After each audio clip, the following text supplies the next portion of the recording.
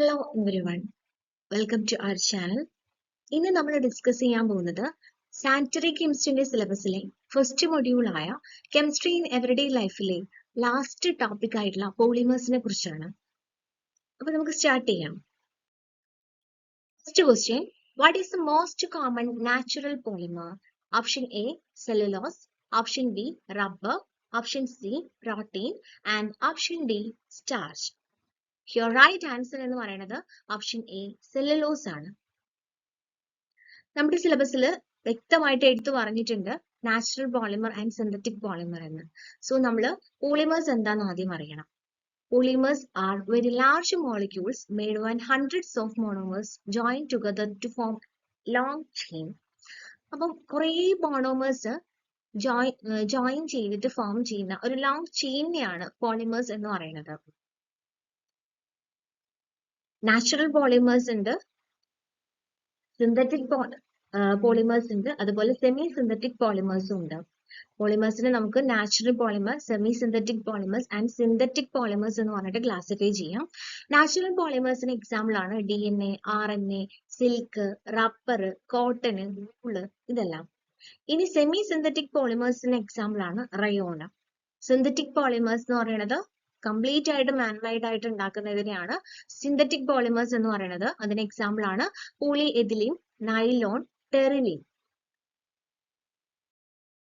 Second question, which type of polymer is found in rubber? Option A, polyvinyl chloride. Option B, polyethylene. Option C, polyisoprene. Option D, polyester. Your right answer എന്ന് പറയുന്നത് option C ആണ്, polyisoprene. Then third question, which natural polymer is used in the production of rayon? Option A cellulose, option B lignin, option C chitin and option D collagen. Right answer എന്ന് പറയുന്നത് option A ആണ്, cellulose. So റയോണിന്റെ production വേണ്ടിയിട്ട് use ചെയ്യുന്ന natural polymer ആണ് cellulose എന്ന് പറയുന്നത്. So rayon എന്ന് പറയുന്നത്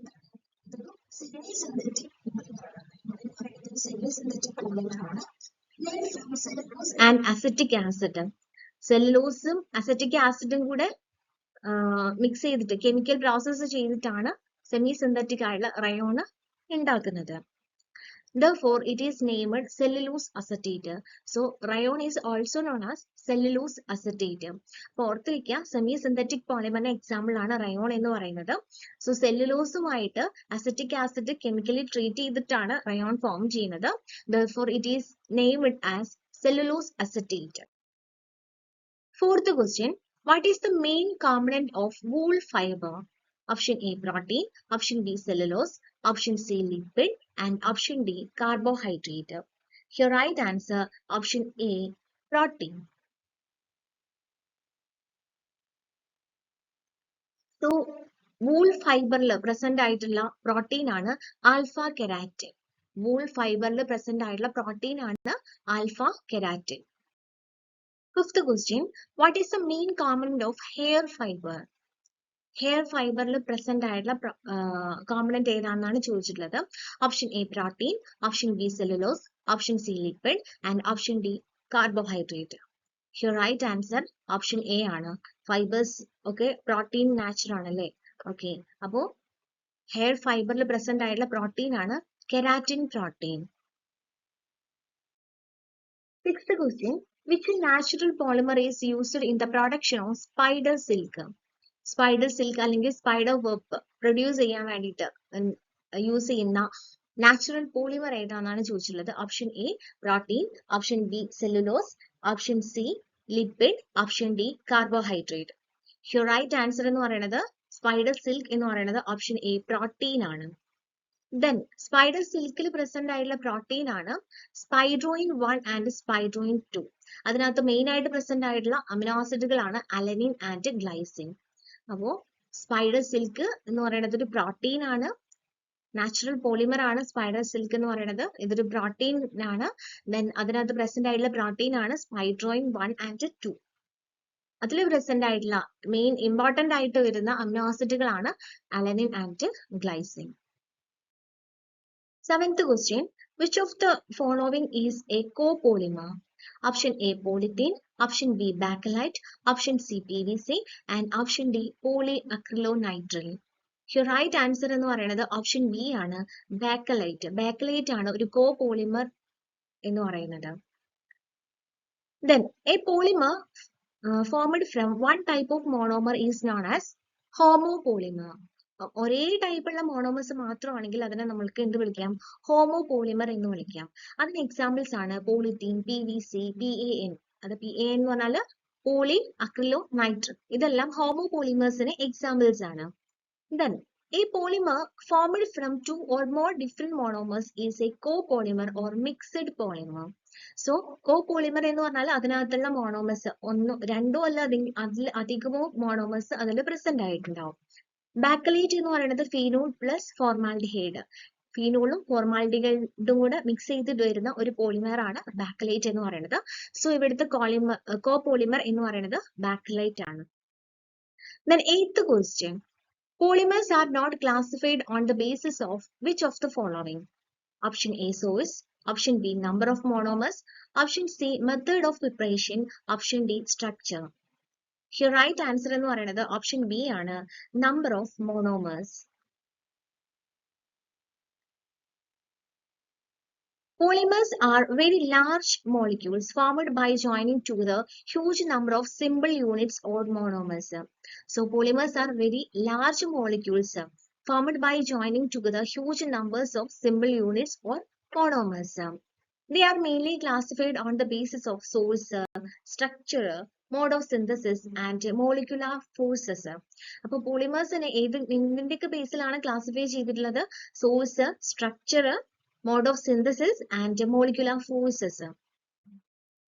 Classification of polymers. നമുക്ക് പോളിമേഴ്സിന്റെ ക്ലാസിഫിക്കേഷൻ കുറച്ച് ഡീറ്റെയിൽ ആയിട്ടൊന്ന് നോക്കാം. First one, based on origin of source. സോഴ്സിന്റെ ബേസിൽ polymers are classified into three types. First one, natural polymers. Second one, semi-synthetic polymers. And third one is synthetic polymers. Then, second classification based on structure. സ്ട്രക്ചറിന്റെ ബേസിൽ പോളിമേഴ്സിനെ മൂന്ന് types ആയിട്ട് classify ചെയ്തിട്ടുണ്ട്. First one, linear polymers. Second one, branched chain polymers. And third one, cross linked polymers. Then based on molecular forces, ഒരു പോളിമേഴ്സിലുമുള്ള molecular ഫോഴ്സസിന്റെ ബേസിലും പോളിമേഴ്സിനെ classify ചെയ്തിട്ടുണ്ട്. They are elastomers, fibres, thermoplastics, thermosetting plastics. ഇത് ഓർത്തു വെക്കുക. മോളിക്കുലാർ ഫോഴ്സിന്റെ ബേസിൽ പോളിമേഴ്സിനെ ക്ലാസിഫൈ ചെയ്തിട്ടുള്ളത് elastomers, fibres, thermoplastics, thermosetting plastics. The last classification based on mode of polymerization. എങ്ങനെയാണ് ഇത് ഉണ്ടായത് അതിന്റെ ബേസിൽ ഉള്ള classification. Addition polymers and condensation polymers. Addition polymers and condensation polymers. Ninth question, ഇതൊരു ട്രൂ ഓർ ഫോൾസ് ക്വസ്റ്റ്യൻ ആണ്. All macromolecules are polymers. Option A, true. Option B, false. Your right answer എന്ന് പറയുന്നത് option B ആണ്, false. All polymers are macromolecules, but all macromolecules are not polymers. കാരണം repeating units ഉണ്ടെങ്കിൽ മാത്രമേ നമുക്ക് അതിന് ഒരു പോളിമർ എന്ന് പറയാൻ പറ്റൂ. മാക്രോ മോളിക്യൂൾസ് എന്ന് പറയുമ്പോൾ മേ ബി അതിനകത്ത് റിപ്പീറ്റ് ചെയ്തിട്ട് വരുന്ന മോളിക്യൂൾസ് ഉണ്ടാവും, അല്ലെങ്കിൽ റിപ്പീറ്റ് ചെയ്യാതെ വരുന്ന മോളിക്യൂൾസ് ഉണ്ടാവും. So all polymers are macro molecules. കാരണം അത് റിപ്പീറ്റ് ചെയ്ത് വരുന്ന ഒരു ലാർജ് കുറേ മോളിക്യൂൾസ് കമ്പൈൻ ചെയ്ത് വരുന്ന മാക്രോ മോളിക്യൂൾസ് ആണ് പോളിമേഴ്സ് എന്ന് പറയുന്നത്. പക്ഷെ എല്ലാ മാക്രോ മോളിക്യൂൾസും റിപ്പീറ്റ് ചെയ്ത് വന്നോളണമെന്നില്ല. അതുകൊണ്ട് തന്നെ but all macro molecules are not polymers. 10th question, which of the following is not an elastomer? Option A, Buna S. Option B, Buna N. Option C, PVC. And option D, neoprene. Your right answer എന്ന് പറയുന്നത് option C, PVC ആണ്. PVC is not an elastomer.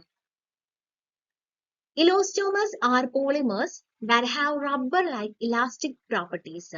അപ്പം ഇവിടെ Buna S, Buna N, neoprene ഇതെല്ലാം തന്നെ elastomers ആണ്. എന്നാൽ PVC is not an elastomer. PVC is a plastic and not an elastomer. Next question. Which of the following fibers does not have dipole-dipole interaction? So dipole-dipole interaction ആണ് ചോദിച്ചിട്ടുള്ളത്. അതായത് മോളിക്യൂൾസിന് ഇടയിൽ വരുന്ന ഫോഴ്സിന്റെ ബേസിലാണ് ക്വസ്റ്റ്യൻ വന്നിട്ടുള്ളത്. Option A nylon, option B terylene, option C Dacron and option D Orlon. Right answer എന്ന് പറയുന്നത് ഓപ്ഷൻ എ നൈലോൺ ആണ്. ഓപ്ഷൻ എ നൈലോൺ ആണ് ഇവിടുത്തെ റൈറ്റ് ആൻസർ എന്ന് പറയുന്നത്. Then fibers are polymers which have strong intermolecular forces between the chains, either the hydrogen bonding or dipole-dipole interactions. So fibers എന്ന് പറയുന്നത് polymers ആണ്. ഈ molecules തമ്മിൽ നല്ല സ്ട്രോങ് ആയിട്ടുള്ള ഇന്റർമോളിക്കുലാർ ഫോഴ്സസ് ഉണ്ട്. ഒന്നെങ്കിൽ അത് ഹൈഡ്രജൻ ബോണ്ടിങ് ആയിരിക്കാം, അല്ലെങ്കിൽ ഡൈപോൾ ഇന്ററാക്ഷൻസ് ആയിരിക്കാം.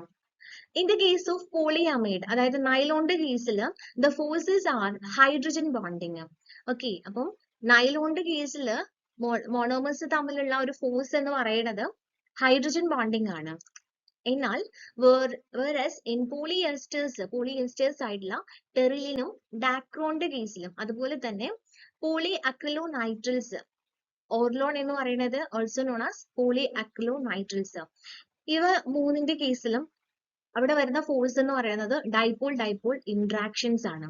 ഓക്കെ, അപ്പൊ ക്വസ്റ്റ്യൻ ചോദിച്ചുള്ളത് നോട്ട് ഹാവ് ഡൈപോൾ ഇന്ററാക്ഷൻസ് ആണ്. കറക്റ്റ് ആൻസർ എന്ന് പറയുന്നത് നൈലോൺ ആണ്. ഓർത്ത് വെക്കുക, നൈലോണിൽ ഉള്ള ഫോഴ്സ് എന്ന് പറയുന്നത് ഒരു ഹൈഡ്രജൻ ബോണ്ടിങ് ആണ്. 12th question.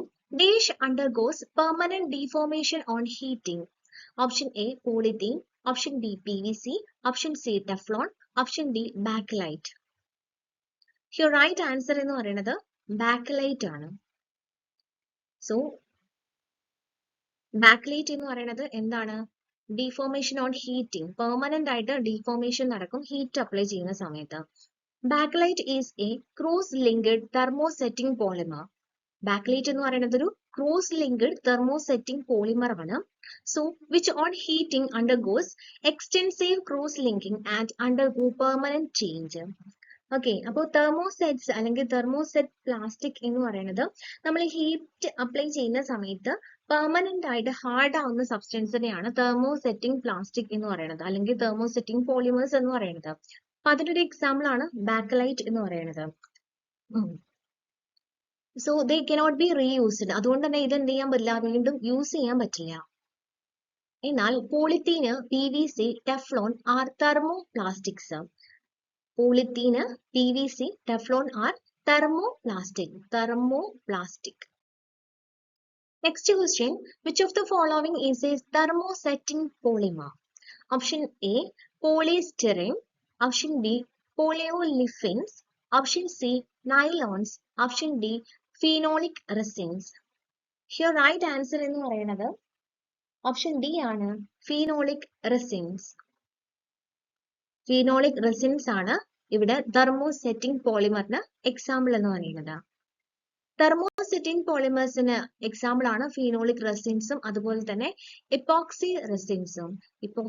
ഇപ്പോക്സി resins and phenolic resins are examples of thermosetting polymers.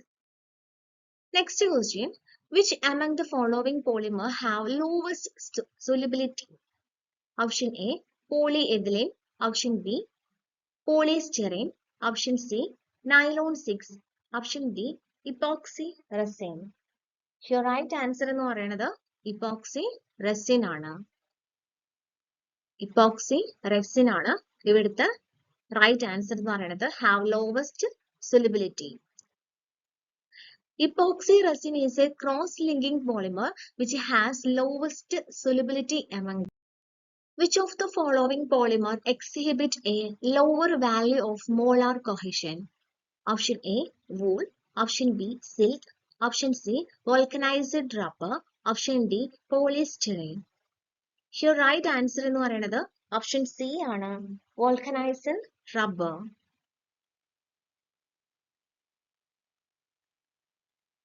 Rubber have the lowest value of molar cohesion in comparison to plastic and fibers. Okay, അപ്പോൾ റബ്ബറിന് ലോവസ്റ്റ് വാല്യൂ ഓഫ് മോളാർ കോഹിഷൻ മാത്രമേ ഉണ്ടാവുള്ളൂ. Then 16th question, plastics are 7 types. ഇത് true or false question ആണ്. ഈ ഒരു statement എന്ന് പറയുന്നത് ശരിയാണ്. ഓപ്ഷൻ എ ആണ്, ട്രൂ ആണ്. Plastics are 7 types. ഓക്കെ, അപ്പൊ പ്ലാസ്റ്റിക്സ് എന്ന് പറഞ്ഞാൽ എന്താ? Plastic is a high molecular organic polymer ആണ്. Compressed of carbon, hydrogen, oxygen, sulphur, nitrogen and chlorine. Okay, അപ്പൊ പ്ലാസ്റ്റിക് എന്ന് പറയുന്നത് ഹൈ മോളിക്കുലാർ ഓർഗാനിക് പോളിമർ ആണ്. അപ്പൊ അതിനകത്ത് ഏതൊക്കെ മോളിക്യൂൾസ് ഉണ്ട്? Carbon, hydrogen, oxygen, sulphur, nitrogen and chlorine. Next, types of plastic. ഏതൊക്കെയാണ് 7 ടൈപ്സ് ഓഫ് പ്ലാസ്റ്റിക് എന്നും അതിന്റെ മെയിൻ ആയിട്ടുള്ള യൂസസ് എന്തൊക്കെയാണൊക്കെ നമുക്ക് നോക്കാം. അപ്പൊ നമ്മൾ ഓരോ പ്ലാസ്റ്റിക്കിന്റെ മുകളിലും ഓരോ നമ്പർ കൊടുത്തിട്ടുണ്ട്. ഈ നമ്പർ പ്രത്യേകം നോട്ട് ചെയ്യണം. ഇത് ഓരോ ടൈപ്പ് പ്ലാസ്റ്റിക്കിനും ഓരോ നമ്പർ ഉണ്ട്. ആ നമ്പർ ഇമ്പോർട്ടന്റ് ആണ്, അത് അങ്ങനെ തന്നെ ചോദിക്കാം. ഓക്കെ, അപ്പൊ ഫസ്റ്റ് നമ്പർ എന്ന് പറയുന്നത് PET or PETE, that is polyethylene terephthalate. First plastic എന്ന് പറയുന്നത് പോളി എത്തിലീൻ ടെറിഫ്താലേറ്റ് ആണ്. ഇതൊരു ലൈറ്റ് വെയിറ്റ് ആയിട്ടുള്ള പ്ലാസ്റ്റിക് ആണ്, നല്ല സ്ട്രോങ് ആണ്, ടിപ്പിക്കലി ട്രാൻസ്പാരന്റ് ആയിട്ടുള്ള ഒരു പ്ലാസ്റ്റിക് ആണിത്. സോ ഇത് നമ്മൾ വാട്ടർ ബോട്ടിൽസ് ഉണ്ടാക്കാൻ വേണ്ടിയിട്ട്, അതുപോലെ ബിവറേജ് ബോട്ടിൽസ് ഉണ്ടാക്കാൻ വേണ്ടിയിട്ട്, ഫുഡ് ബോട്ടിൽസിനൊക്കെ വേണ്ടിയിട്ട് യൂസ് ചെയ്യുന്ന ഒരു പ്ലാസ്റ്റിക് ആണ് PET അല്ലെങ്കിൽ PET or PETE എന്നൊക്കെ പറയും. Polyethylene terephthalate. അപ്പൊ ഇതിന്റെ നമ്പർ എന്ന് പറയുന്നത് 1 ആണ്. നമ്മൾ മെയിൻ ആയിട്ട് വാട്ടർ ബോട്ടിൽസ്, നമ്മൾ സാധാരണ ഡ്രിങ്കിങ് വാട്ടറിനൊക്കെ യൂസ് ചെയ്യുന്ന വാട്ടർ ബോട്ടിൽസ് ഒക്കെ ഉണ്ടാക്കാൻ വേണ്ടിയിട്ട് യൂസ് ചെയ്യുന്ന പ്ലാസ്റ്റിക് ആണ്. Most widely recycled plastic in the world. അപ്പം PET ആണ് ഏറ്റവും കൂടുതലായിട്ട് റീസൈക്കിൾ ചെയ്തുകൊണ്ടിരിക്കുന്ന പ്ലാസ്റ്റിക് എന്ന് പറയുന്നത്. Then second type of plastic HDPE, high density polyethylene. ഈ ഒരു പ്ലാസ്റ്റിക്കിന്റെ ഇമ്പോർട്ടൻസ് എന്ന് പറഞ്ഞാൽ സ്ട്രോങ് ആണ് and resistant to moisture and chemicals. കെമിക്കൽസിനെയും മോയ്സ്ചേഴ്സിനെയും ഒക്കെ റെസിസ്റ്റന്റ് ചെയ്യാനുള്ള കപ്പാസിറ്റി ഉണ്ട്. HDPE, high density polyethylene, നല്ല സ്ട്രോങ് ആയിട്ടുള്ള ഒരു പ്ലാസ്റ്റിക്കും കൂടിയാണിത്. സോ ഇത് ഷാംപൂ ബോട്ടിൽസ് ഉണ്ടാക്കാൻ വേണ്ടിയിട്ട്, ഗ്രോസറി ബാഗ്സ് ഉണ്ടാക്കാൻ വേണ്ടിയിട്ട്, ടോയ്സ്, ബക്കറ്റ് ഇതൊക്കെ ഉണ്ടാക്കാൻ വേണ്ടിയിട്ട് യൂസ് ചെയ്യുന്നതാണ് HDPE, high density polyethylene. ഇതിന്റെ നമ്പർ 2 ആണ്. Then third plastic PVC, polyvinyl chloride. PVCന്റെ പ്രത്യേകത എന്ന് പറഞ്ഞാൽ ഹാർഡ് ആൻഡ് റിജിഡ് ആയിട്ടുള്ള ഒരു പ്ലാസ്റ്റിക് ആണ്. അതുകൊണ്ട് തന്നെ എന്ത് ചെയ്യാൻ പറ്റില്ല, റീസൈക്കിൾ ചെയ്യാൻ കുറച്ച് ബുദ്ധിമുട്ടാണ്. ഓക്കെ, ഭയങ്കര ഹാർഡാണ് ഈ ഒരു പ്ലാസ്റ്റിക് PVC എന്ന് പറയുന്നത്. Resistant to chemicals and weathering ഒക്കെ റെസിസ്റ്റന്റ് ചെയ്യാൻ കപ്പാസിറ്റി ഉള്ള ഒരു പ്ലാസ്റ്റിക് കൂടിയാണ് PVC എന്ന് പറയുന്നത്. സോ ഹാർഡ്ലി റീസൈക്കിളബിൾ ആണ്. അതുകൊണ്ട് തന്നെ മാക്സിമം നമുക്ക് PVCന്റെ യൂസേജ് കുറയ്ക്കാൻ പറ്റുമോ അത്രത്തോളം കുറയ്ക്കുന്നതാണ് നല്ലത്. ഇതിന്റെ യൂസസ് എന്ന് പറയുന്നത് പ്ലംബിംഗ് പൈപ്സ്, ഷീറ്റിംഗ്, ഓക്സിജൻ മാസ്കുകൾ ഇതൊക്കെ ഉണ്ടാക്കാൻ വേണ്ടിയിട്ട് നമ്മൾ PVC യൂസ് ചെയ്യാറുമുണ്ട്. Then fourth one, LDPE, low density polyethylene. Low density polyethylene. ഇതിന്റെ നമ്പർ എന്ന് പറയുന്നത് 4 ആണ്. നമ്പർ നോട്ട് ചെയ്യണേ. Low density polyethylene. ഇത് ഭയങ്കര സോഫ്റ്റ് ആയിട്ടുള്ള ഒരു പ്ലാസ്റ്റിക് ആണ് ലോ ഡെൻസിറ്റി പോളി എത്തിലീൻ എന്ന് പറയുന്നത്. More flexible version of HDPE. HDPEന്റെ ഒരു ഫ്ലെക്സിബിൾ ആയിട്ടുള്ള വേർഷൻ ആണ് LDPE, low density polyethylene എന്ന് പറയുന്നത്. ഇത് മെയിൻ ആയിട്ട് യൂസ് ചെയ്യുന്നത് പ്ലാസ്റ്റിക് റാപ്സ്, പ്ലാസ്റ്റിക് ഫിലിംസ് ഒക്കെ ഉണ്ടാക്കാൻ വേണ്ടിയിട്ടാണ് ഈ LDPE യൂസ് ചെയ്യുന്നത്. Next one PP. PP എന്ന് പറഞ്ഞാൽ പോളി പ്രൊപ്പിലീൻ. ഫിഫ്ത്ത് വൺ ആണ് polypropylene. Most durable types of plastic. More heat resistant ആയിട്ടുള്ള ഒരു പ്ലാസ്റ്റിക് കൂടിയാണ് polypropylene എന്ന് പറയുന്നത്. സോ നമ്മൾ ഇത് എന്തിനൊക്കെ വേണ്ടി യൂസ് ചെയ്യും? സ്ട്രോസ് ഉണ്ടാക്കാൻ വേണ്ടിയിട്ട് യൂസ് ചെയ്യും. ഹോട്ട് ഫുഡ് കണ്ടെയ്നേഴ്സ് ഉണ്ടാക്കാൻ, കാരണം ഹീറ്റ് റെസിസ്റ്റന്റ് ചെയ്യും. ദെൻ ഡിസ്പോസിബിൾ ഡയപ്പേഴ്സ് ഉണ്ടാക്കാൻ വേണ്ടിയിട്ടൊക്കെ യൂസ് ചെയ്യും. ഈ പോളിപ്രൊപ്പലിൻ എന്ന് പറയുന്നത് കുറച്ച് ഫ്ലെക്സിബിൾ ആയിട്ടുള്ള ഒരു പ്ലാസ്റ്റിക് ആണ്. നമ്മളൊന്നിങ്ങനെ വളച്ചു പിടിച്ചാലും അത് കുറച്ച് കഴിഞ്ഞാൽ നിവർന്ന്, നമ്മൾ വിട്ട് കഴിഞ്ഞാൽ നിവർന്ന് നിൽക്കും. അങ്ങനത്തെ പ്ലാസ്റ്റിക് ഉണ്ടാവില്ലേ, ഹീറ്റ് റെസിസ്റ്റന്റ് ചെയ്യാൻ കപ്പാസിറ്റി ഒക്കെ ഉള്ള ഒരു പ്ലാസ്റ്റിക്, അതാണ് പോളിപ്രൊപ്പലിൻ പ്ലാസ്റ്റിക് എന്ന് പറയുന്നത്. Then sixth one polystyrene, PS. Number എന്ന് പറയുന്നത് 6 ആണ്. also known as styrofoam. Note ചെയ്ത് വെക്കുക, polystyrene, also known as styrofoam. ഏറ്റവും ഡേഞ്ചറസ് ആയിട്ടുള്ള പ്ലാസ്റ്റിക് ആണിത്, സ്റ്റൈറോഫോം അല്ലെങ്കിൽ പോളിസ്റ്റൈറിൻ എന്ന് പറയുന്നത്. കാരണം ഇത് നമ്മൾ ചില സമയത്ത് ഷിപ്പിംഗ് പ്രോഡക്ട്സ് പാക്ക് ചെയ്യാൻ, ചില ഫുഡ് പാക്കിങ്സിനൊക്കെ യൂസ് ചെയ്യാറുണ്ട്. ഇത് യൂസ് ചെയ്യാനുള്ള ഏറ്റവും വലിയ പ്രശ്നം എന്താന്ന് വെച്ചാൽ can easily leach harmful toxin. Styrene എന്ന് പറഞ്ഞുള്ളൊരു ടോക്സിക് ആയിട്ടുള്ള സബ്സ്റ്റൻസ് ഇതിനകത്ത് നിന്ന് പുറത്തേക്ക് വരാനുള്ള ചാൻസ് ഉണ്ട്. സോ ഫുഡൊക്കെ പാക്ക് ചെയ്യുകയാണെന്നുണ്ടെങ്കിൽ ആ ഫുഡിലേക്ക് ഈ ടോക്സിക് ആയിട്ടുള്ള സബ്സ്റ്റൻസ് എൻറ്റർ ചെയ്യും. സോ നമ്മൾ അത് കഴിക്കുമ്പോൾ നമ്മുടെ ബോഡിയിലും ഈ സ്റ്റൈറിൻ എന്ന് പറഞ്ഞിട്ടുള്ള ടോക്സിക് സബ്സ്റ്റൻസ് എത്താനുള്ള ചാൻസ് കൂടുതലാണ്. അതുകൊണ്ട് തന്നെ ഇതിന്റെ യൂസ് മാക്സിമം കുറയ്ക്കുന്നതാണ് നല്ലത്, പോളിസ്റ്റൈറിൻ. എങ്കിലും നമ്മൾ ഷിപ്പിംഗ് പ്രോഡക്ട്സ് പാക്ക് ചെയ്യാനും എഗ് കാർട്ടൺസ് ഒക്കെ ഉണ്ടാക്കാൻ വേണ്ടിയിട്ടും ഈ ഒരു പോളിസ്റ്റൈറിൻ യൂസ് ചെയ്യുന്നുണ്ട്. ഇനി ലാസ്റ്റ് വൺ എന്ന് പറയുന്നത് അതർ ടൈപ്സ്. ഈ പറഞ്ഞതിലൊന്നും പെടാത്ത പ്ലാസ്റ്റിക്കുകളാണ് അതർ ടൈപ്സിൽ ഇൻക്ലൂഡ് ചെയ്തിട്ടുള്ളത്. നമ്പർ എന്ന് പറയുന്നത് 7 ആണ്. അപ്പൊ ഈ അതർ ടൈപ്സിൽ മെയിൻ ആയിട്ട് വരുന്ന പ്ലാസ്റ്റിക് ആണ് പോളികാർബണേറ്റ്സ്, PC എന്ന് പറയും, പോളികാർബണേറ്റ്സ്, അതുപോലെ അക്രിലിക്, നൈലോണ്, ഫൈബർ ഗ്ലാസ്, ഇതൊക്കെ അതർ ടൈപ്സിൽ വരുന്ന പ്ലാസ്റ്റിക്കുകളാണ്.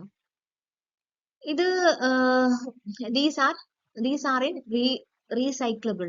ഇത് റീസൈക്കിൾ ചെയ്യാൻ പറ്റാത്തൊരു പ്ലാസ്റ്റിക്കും കൂടിയാണ്.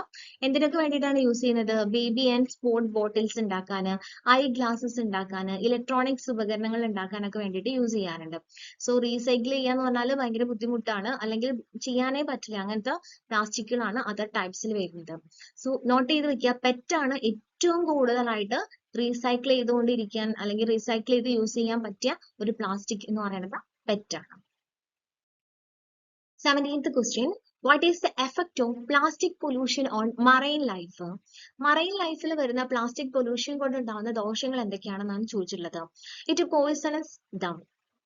It starves them to death. It make reproduction complex. Option D, all of the above. Right answer എന്താണ്? All of the above. എല്ലാ പ്രശ്നങ്ങളും എന്തുണ്ടാക്കുന്നുണ്ട്? പ്ലാസ്റ്റിക് കൊണ്ട് ഉണ്ടാകുന്നുണ്ട്. അത് കടലിലാണെങ്കിലും കരയിലാണെങ്കിലും ഒക്കെ എല്ലാവർക്കും ദോഷം മാത്രമേ എന്തുകൊണ്ടുള്ളൂ? പ്ലാസ്റ്റിക് കൊണ്ടുള്ളൂ. ഒരുപാട് ഗുണങ്ങളുണ്ട്, പക്ഷെ എങ്കിലും അതിലേറെ ദോഷങ്ങളാണ് പ്ലാസ്റ്റിക് കൊണ്ട് ഉണ്ടാകുന്നത്. സോ മാക്സിമം പ്ലാസ്റ്റിക്കിന്റെ യൂസേജ് കുറയ്ക്കുക, അല്ലെങ്കിൽ റീസൈക്കിൾ ചെയ്യാൻ പറ്റിയ പ്ലാസ്റ്റിക്കുകൾ യൂസ് ചെയ്യാൻ ശ്രമിക്കുക. Next question. How much time does a plastic bottle take to decompose? Option A 150 years, option B 300 years, option C 450 years, option D none of the above. Right answer എന്ന് പറയുന്നത് option C ആണ്, 450 years. ഇത്രയും വർഷങ്ങൾ, 450ഓളം വർഷങ്ങൾ എടുക്കും ഒരു plastic bottle decompose ചെയ്യാൻ. അതുകൊണ്ടാണ് നമ്മളെടുത്ത് പ്ലാസ്റ്റിക്കിന്റെ യൂസ് മാക്സിമം കുറയ്ക്കാൻ, അല്ലെങ്കിൽ റീസൈക്കിൾ ചെയ്യാൻ പറ്റിയ പ്ലാസ്റ്റിക് മാത്രം യൂസ് ചെയ്യാൻ, അതും അല്ലെങ്കിൽ പ്ലാസ്റ്റിക് ബോട്ടിലൊന്നും വെറുതെ വലിച്ചെറിയരുത് എന്ന് പറയുന്നത്.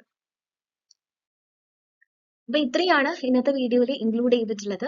അപ്പൊ ഈ ഒരു വീഡിയോ നിങ്ങൾക്ക് തീർച്ചയായും യൂസ്ഫുൾ ആയിട്ടുണ്ടെന്ന് വിചാരിക്കുകയാണ്. അങ്ങനെയെങ്കിൽ ആ ലൈക്ക് ബട്ടൺ ഒന്ന് പ്രസ് ചെയ്യാം. പിന്നെ നിങ്ങളെപ്പോലെ സാനിറ്ററി കെമിസ്ട്രിന്റെ എക്സാമിന് പങ്കെടുക്കുന്ന നിങ്ങളുടെ ഫ്രണ്ട്സിനൊക്കെ ഒന്ന് ഷെയർ ചെയ്യാം. എന്തെങ്കിലും സജഷൻസ് ഉണ്ടെങ്കിൽ കമന്റ് ചെയ്യാം. നെക്സ്റ്റ് വീഡിയോ കാണാൻ വേണ്ടിയിട്ട് ആദ്യമായിട്ട് എൻ്റെ ചാനൽ കാണുന്ന ഒരാളാണെന്നുണ്ടെങ്കിൽ ചാനൽ ഒന്ന് സബ്സ്ക്രൈബ് ചെയ്യുക. നമുക്ക് കണ്ടിന്യൂസ് ആയിട്ട് വീഡിയോസ് ഇനിയും വരുന്നതാണ്. Okay, thank you.